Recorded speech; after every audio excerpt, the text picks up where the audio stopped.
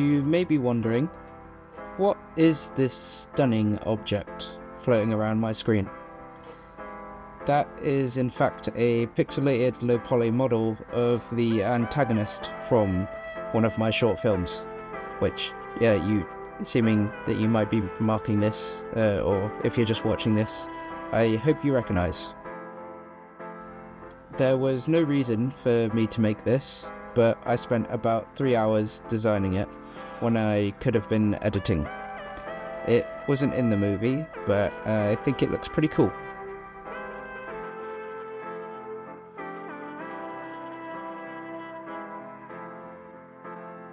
About 2 years ago, during the summer, me and my friends decided it would be a worthy time to make another entry into our Grand Theft Auto short film collection.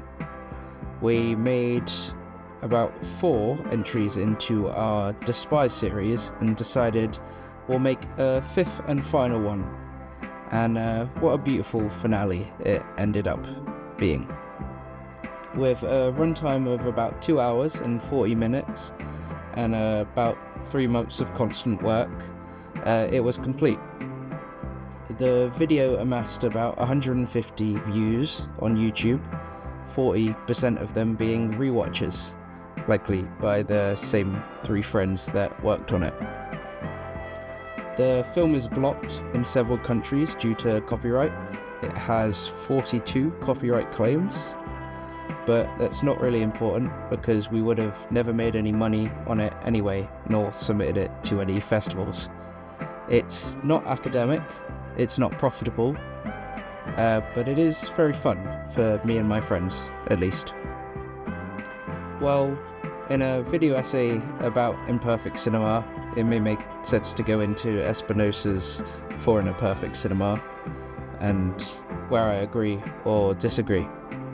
And really you could connect my take to Friedrich Schiller's The Play Drive, but that is just someone who I googled quite recently in an attempt to look more professional about my opinion. But I just think this is a perfect example of contradicting my beliefs for an imperfect cinema. Espinosa wanted cinema to change the world.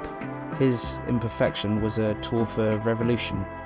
I just wanted to have fun doing what I love with no pressure from anyone, which might be hypocritical, seeming this is a piece of uni work in which I am submitting in the aim of the highest grade, and I do have a pressure to live up for that goal. But I believe at every corner of this production I took no academic initiative, and I hope to only be graded on the effort and authenticity. It might seem pretty easy to create a movie because you want to, and generally it is.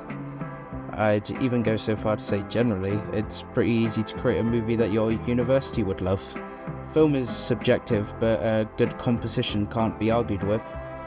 I think the hard part is creating a movie which feels personal and special to everyone involved. And I don't think anyone involved with this project has ever been on a set like this before. So my advice is, if you see someone who's always wanted to be an actor but was too scared to do it, maybe just hire them and maybe make them feel comfortable. If your actor asks to do a Patrick Stewart impression, go ahead, why not? If your crew doesn't show up, don't worry about it, you'll survive. If you could cut someone to save a little time to meet that 8-minute deadline, maybe don't. Maybe they'd like to see their face on screen. If your main protagonist can't really see in the mask and move without crashing into things and complains about how warm it is, just make him walk on the spot and add him in post later. If someone wants to drink on set, why not? Maybe all this seems against your creative intuition that you let control you, and maybe, just maybe, that's the fear talking, the fear of judgment by academics. So maybe don't revolt creating something your brain told you to make in an attempt to still impress them. maybe just live by example and listen to your heart.